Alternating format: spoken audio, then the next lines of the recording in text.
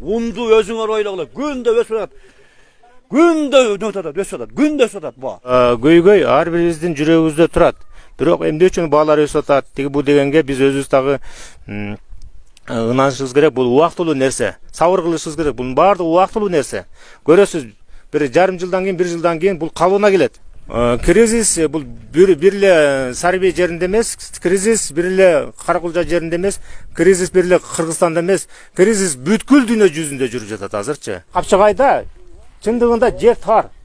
Капчыгайда жер жок десек да болот да бул жердечи.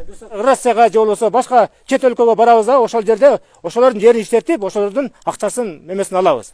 Же болбосо бул жерде жерибизди иштетпейбиз, же болбосо грузчик болобуз, же болбосо посредник болуп иштеп жүрөбүз азыр. Урматтуу кыргызстандыктар, кыргыз элим, ушул жана көңүл бөлгүлө, эч качан кайдыгер болбойлу, эмгекчил бололу, колубуздан келишинче мына кризистен чыкканга пешене терибизди, маңдай терибизди агызалы. Мына азыр деле кеч эмес, азыр деле ошол жерлерди иштетүүгө белсенип киришсек болот.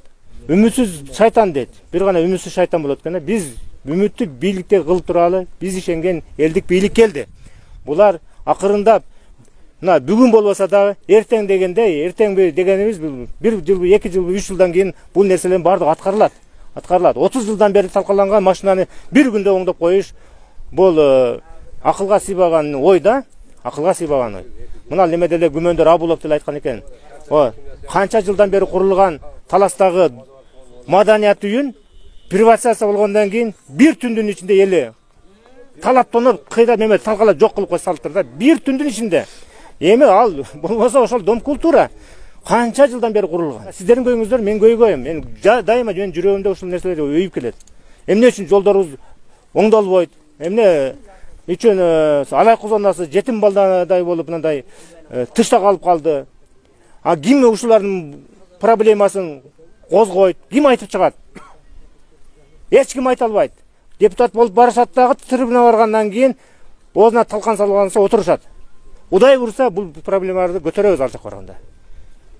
Депутат болсоңуз же болбосоңуз деле ушуга аракет кылабыз. Кудай буйрса. Депутат болбосом дагы, болсом дагы аракет кылам ушугачы Кудай буйрса. Демек биз эми ойлогон оюңузга, тилеген максатыңызга жете бериңиз. Ушу эми атайын ушу ниетиңиз менен ушу элиңизди, эл журтуңузду ишенип ушу өзүңүздү ошо депутаттыкка кандидатураңызды коюпсуз, ойлогон оюңузга жеттиңиз, тилеген максатыңызга жеттиңиз.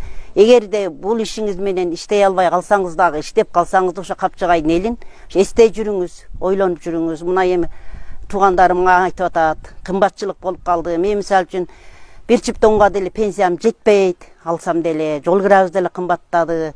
Мына Абдилашим айтып берди. Эми ошол жагында аз-маз карап коюңуз, иштеп калсаңыз. Иштебей калсаңыз ошо эли журтуңузду ушу эстей жүрүңүз да. Ошо сизге ошо ишиңиз ийгилик болсун, ошо ден соолук болсун, ошо ак жол сизге ошо ойлогон оюңузга жете бериңиз, тилеген максатыңызга жетиңиз. Şu елдин ичинде, журттун үстүндө болуштукту Алла Таала насип кылсын.